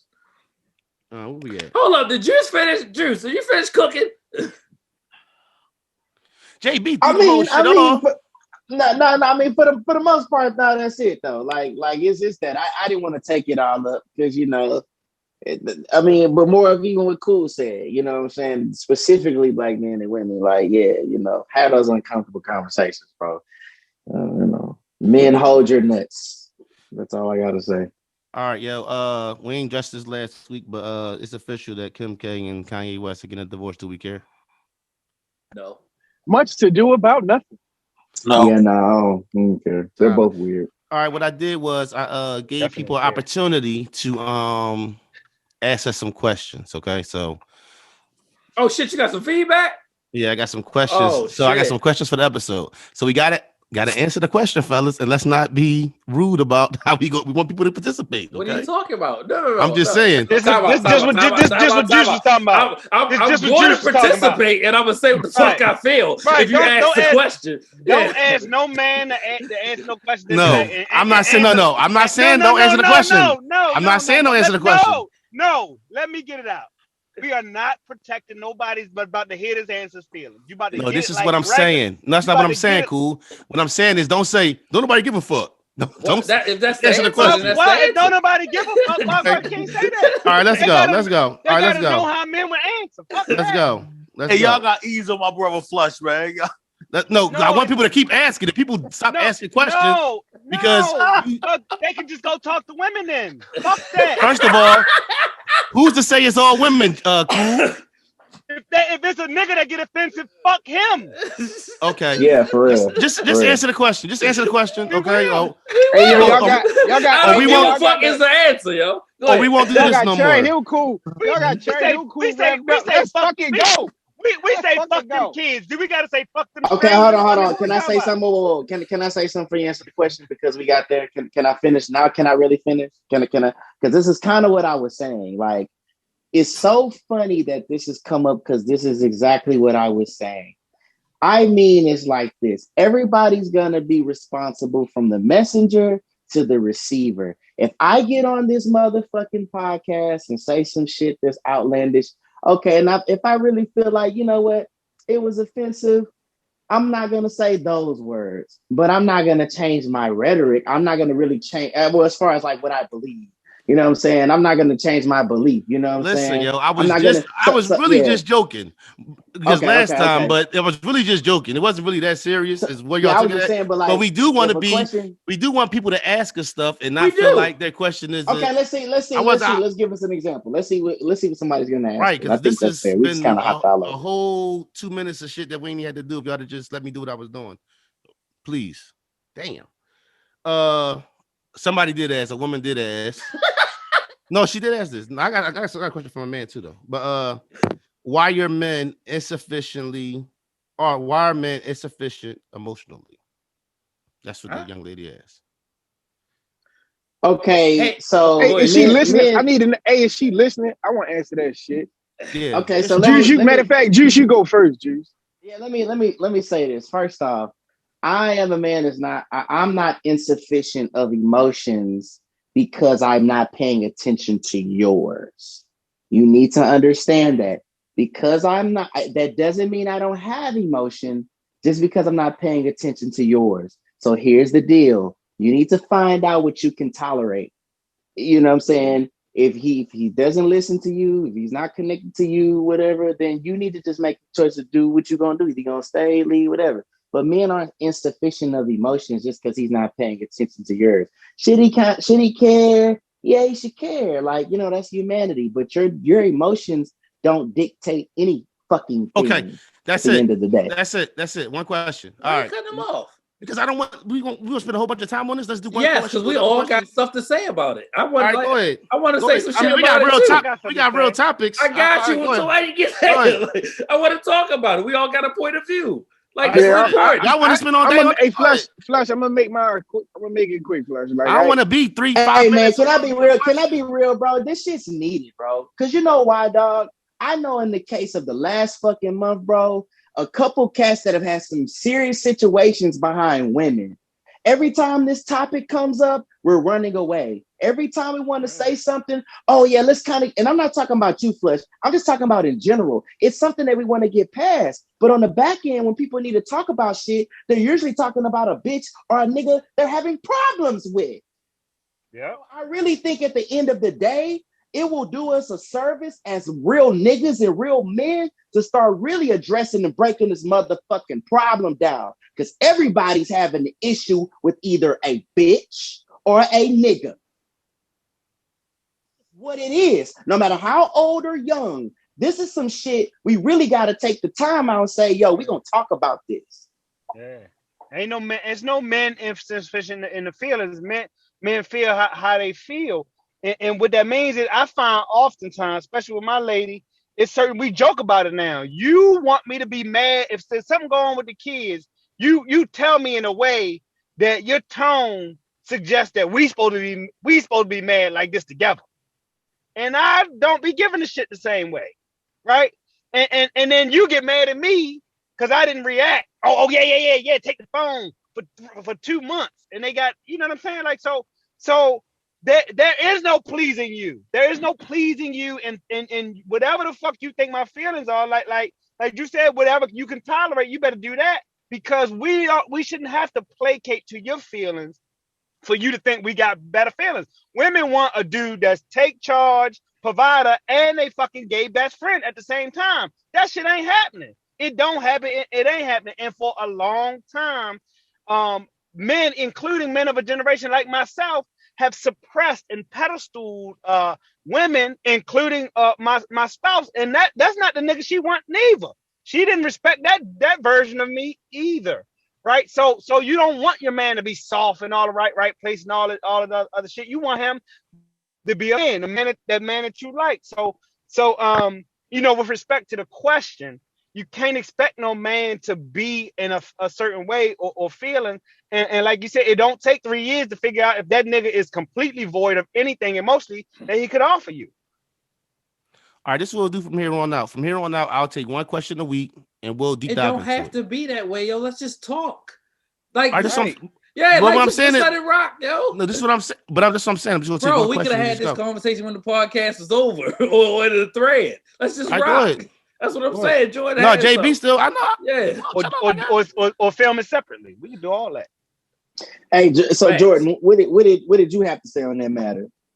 So, I mean, to answer the question directly, right? Because I think that Juice and Cool kind of touched on where I'm at with it in regards to responding directly. But to answer your question, sister, that question is a projection of whatever's lacking between your relationship with this individual. That's a generalization of men that's unfair. It's also obviously it's inaccurate because I can promise you, if any of us on this podcast was to speak to that gentleman, he wouldn't be void or insufficient emotionally. There's something that is lacking between you and him that requires communication. So if you're not willing to communicate on his level or vice versa, then whatever you feel like is insufficient emotion is going to sustain. But that's a generalization for one. And, none of us can, even answer that question from a place of empathy, because I don't empathize with the thought of me being emotionally insufficient. Right. I feel like my emotions are sufficient always because they're mine. And I present them how I feel in that moment. If it's adequate to me, that doesn't, like Cool said, I don't have to make them adequate for you. I have to communicate to you why those emotions are what they are, but that doesn't mean that I have to respond for your comfort. You know what I'm saying? Respectively. And ultimately, like, all of this comes through communication. All of this comes through growth. Like, to dig deeper in this, your question, if you're looking for something in regards to the relationship that you have with this individual, and all of this takes time, but asking the wrong question. You know what I mean? Like, no one's into something lacking between you and that person. And unfortunately, it's caused you to step outside of communicating with that individual and reaching out to us, because we're not going to answer that question for you. I'm super emotional, right? And what I discovered in my training was that for women, everything's all connected, and then for guys, we put things in blocks, right? And as we realize that we put these things in buckets, we want to move from one bucket to the next, right? And then you got a space that's just completely empty, but we don't think about shit. And then you got the sex bucket, right? And then the rest of it is not really connected, right? So to piggyback on Cool's point and to just kind of go to the point, like, I feel like I'm over emotional, right? Goddamn, when I was turning 40, my brother was like, God damn, you just called me every 10 minutes, told me you love me, right? But like that's where I am. So and I don't get off the phone with nobody I love without telling them I love them first. So you never know. Right. And especially in relationships. And I tell my lady, like, I don't fuck with fuck niggas. Like that's what it really boiled down to. And like you could have somebody who just ain't good enough for you, shorty. And to that tolerance piece. For real. So that's my thought about it. You can't. Go ahead, Joe. I just hate when. What do y'all go? No, I just hate when people take their personal situations and put it into a every man situation. Come on, Neef. Here we go. End of the day, it's like we all. End of the day, it's like damn, bro. If you was what? No, but at the end of the day, if that's like all men of this, so all men, let's just say all the men you mess with. You know what I'm saying? So I think it's more of I'm just bothered by that. I'm bothered by the why do all men any question? Because all men why do all men cheat? Every man cheats probably for a different reason. That cheats. You know what I'm saying? So I'm just bothered by that. So well, let's do something real quick today. Let's did kind of cut what's the name off though. I'm sorry, my bad. Because I want to throw something up there. My bad. Go ahead, Jay. And then it's just what you were saying. It's every man is not the same, but it's something about you that you are attracting the same type of man every time. So you have to analyze yourself, just like a man has to analyze himself on every woman that he attracts and then brings to his face and to his house and everything. And if it's not what he's looking for, then you have to realize, like, all right, let me put my shot group in order and let me get me a winner. You know what I'm saying? Everybody can't be a Gabrielle Union. You know what I'm saying? You're going to have some others out here. You know what I'm saying? So you always have to evaluate what's going on and who you with around you. Every person's not the same. Go ahead, Juice. What you was trying to do? I think we have to stop defining men's sexuality in a certain manner. Like, okay, all men are cheating. Is it all that all men are cheating, or that most men may have sex in variety? Is that in the pathology of the male? Does he have sex in variety, or is he cheating on? Like, I feel like that's where we get things a little misconstrued, and that's usually a problem with women. Like, they're spending all their time trying to be the only one you're paying all your fucking attention to, and one, you're never going to win that way. You're never going to be able to excel giving her all your attention, because the one thing is, if you ain't got no money, you ain't gonna get no honey eventually, right? So, I mean, that's just what the fuck it is. So it's like, so what I'm saying is, it's like, go ahead, cool. Go ahead. I don't got much to say. Men and women cheat at roughly the same rates. And it's a lot of niggas that ain't got no money that's getting honey too. This is a lot of motherfuckers that's not working and sit on the couch and still around. Yeah, but she ain't gonna never fuck with him seriously. Like, she's never gonna dive into a relationship with him for real. That's why he's gonna be like the side nigga or a Jody. She gonna go talk to a nigga. Bro, it's women out here having kids by nigga. It's women out here having kids by niggas, knowing that this nigga ain't had a job since you met him, and you know what I'm saying? The right kind of woman thinking how you talking, Juice. The right kind of woman thinking how you talking, but you know what women aren't really being honest about. I'm gonna say it here, and I don't give a fuck. If the listeners have a question for it, go ahead. Sex matters more to women than what they say. That's what it is. If we haven't figured it out by now, if we don't realize why that goofy shit is going on, well, what else could it be? Why are you having babies with a nigga that ain't shit? You just said he ain't shit. You don't want to fuck with this nigga. Let me I ask don't you this. think you're a dummy. You think it's sex? I think it's more of a. It's sex, bro. Listen. Of a having somebody there. You don't think that's more important than? Listen to when these women. Why did Jada Pickett leave? Why did? Hey. Fuck no. So this is what I'm saying. This is what I'm saying. Hear me out, okay?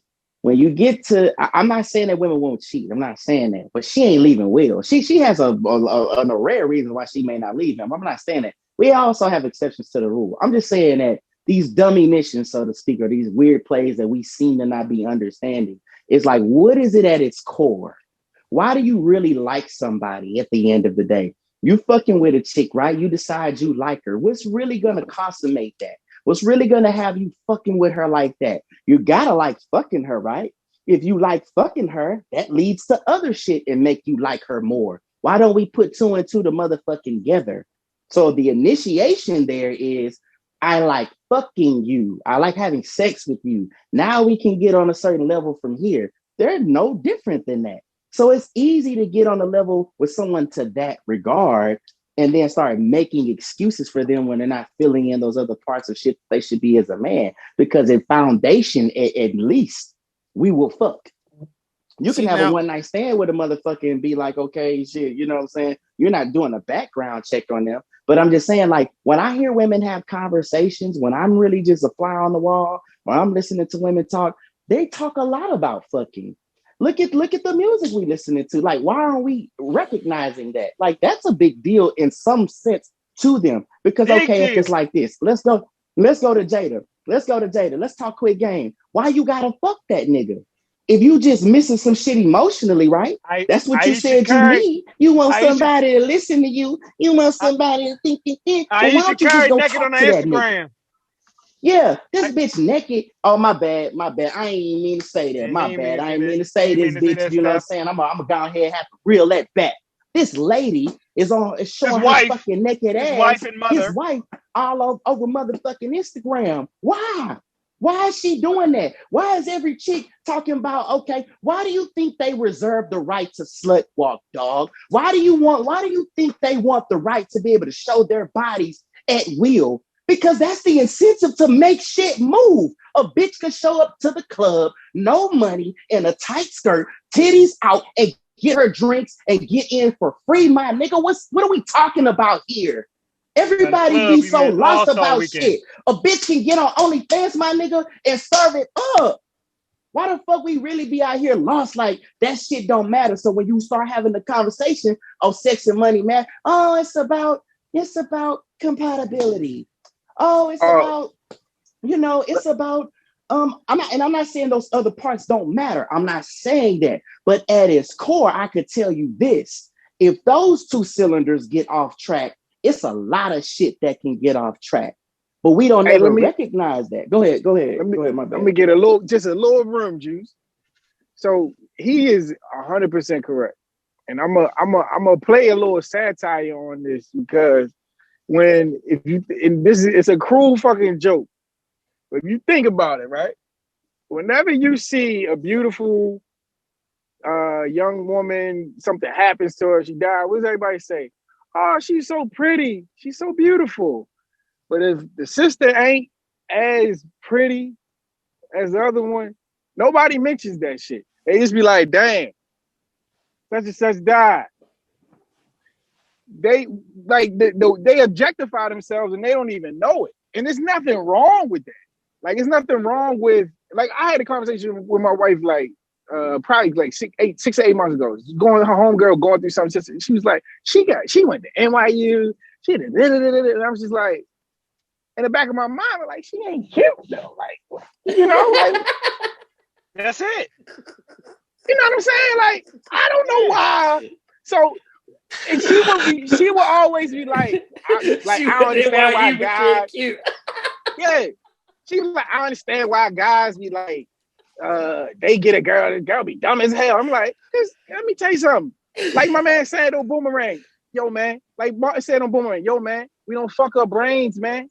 We don't fuck up feet, man. Like, we don't care about that shit. She knew how to women and purr. Right, and women know that. So, and my thing is, like Drew said, they never honest about the fact that, yo, like, yes, we went to college, we got our masters, we did this, that, and the third. But are you gonna appreciate when I'm cute? You know what I'm saying? Like, nobody in these songs be singing about being a bad chick, talking about what they done did in the classroom. Let me tell you how cold the game is, since we're talking about it. You go into a room full of women and you start to say, hey, I don't like makeup. I don't like eyelashes. I don't like that shit. I like it like, oh, shut up. Don't tell us how we should dress. You know what she's really saying? Don't tell me how I should change the perception. Don't tell me how I should change how I'm perceived, because I understand, or I think niggas are looking at that. you wanted to look a certain way and feel a certain way. That's why they getting boobs jobs and trying to stick out, because guess what? That's where they place the value, because guess what? Off top, let's just be real. That's what we looking at. When I saw my wife in the 10th grade and she was in the fucking office and I was in the 10th grade, the first thing I looked at while she was in her track shorts was, God damn, she got some thick thighs. That's you what weren't the looking fuck at I that was fucking on. note. You weren't looking at her fucking book bag. That's what goddamn And looking sure. at her big bag to see if she. And Damn, I her told backpack my fat. wife this. I fell in love with her later when we actually had a conversation, and I was like, you know what do you want to do with your life? She was like, I want to be a marine biologist. I want to do all this. Now we in the hood. She from Third Ward. I'm from South Park. We're going to Worthing High School. I'm like, you know what? I could fuck with your brain. So guess what? I choose you. This is how niggas would choose women. We have different reasons why we like, you know what? I'm gonna fuck with you. I'm gonna make you this. Like, that's really how we operate. So it's we need to understand that. Whereas women, they don't operate like that. And I'll tell you how I know this, because I've heard a woman say to me recently, that's a nice guy. He bought me flowers. He's a really sweet dude, but I did not like having sex with him. So guess what she did? She's not talking to that nigga no more. Guess what? That's the nigga that's not gonna cheat on you, baby. That's the nigga that's gonna be your man, but you don't want to fuck with him. You want to go fuck with the big dog. Guess what, though? The big dog get to do whatever the fuck he want to do. Do you like that or do you not? I was messing with a girl at Howard. It was messing with a 30-year-old drug. I really liked her too. She had a 30-year-old drug dealer boyfriend who was whooping her ass. I think she might have missed out on me though. Y'all got some more topics y'all want to cover, man? But hold up, Neef. But look, so this comes from my man Patrice O'Neal said this himself. He said, dog, women aim high. We start low on the totem pole. Women go for all the other shit and then work their way down. We go from, damn, how she look? And then build from there. Because it only can get better from, like, you can make a really quick, it's easy to make a quick decision, like, is this shit going to work if you start low? Women be like, oh, he's a nice guy. And then 2 months later, like, oh, he's not that nice. Because you didn't fucking know he was nice at 2 weeks. You know what I'm saying? Like, men don't give a fuck if you're nice at 2 weeks. Like,